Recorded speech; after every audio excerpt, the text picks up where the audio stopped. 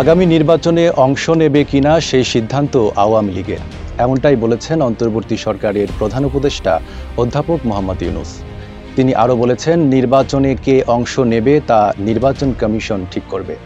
যুক্তরাজ্যের সংবাদ মাধ্যম বিবিসির দক্ষিণ এশিয়া সংবাদদাতা সামিরা হোসাইনকে দেওয়া এক সাক্ষাৎকারে প্রধান উপদেষ্টা এই মন্তব্য করেন।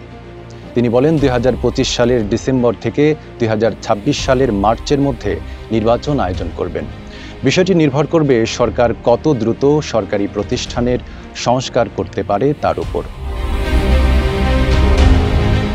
মোহাম্মদ ইউনূস বলেন, যদি আমাদের প্রত্যাশা অনুযায়ী দ্রুত সংস্কার করা যায় তাহলে ডিসেম্বরে আমরা নির্বাচন করতে পারব। আপনার যদি সংস্কারে দীর্ঘ সংস্করণ থাকে তাহলে আমাদের আরও কয়েক মাস সময় লাগতে পারে।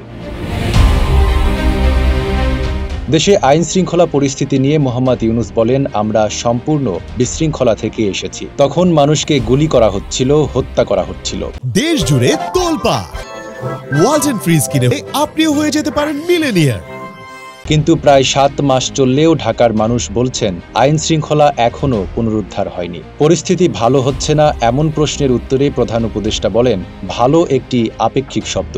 উদাহরণস্বরূপ, আপনি যদি গত বছরের একই সময়ের সঙ্গে তুলনা করেন তাহলে তা ঠিক আছে। এখন যা ঘটছে তা অন্য সময়ের চেয়ে ভিন্ন কিছু নয়। বাংলাদেশের বর্তমান দুর্দশার জন্য আগের সরকারকে দায়ী করেন মোহাম্মদ ইউনূস। নাইম আরাবী, ঢাকা পোস্ট।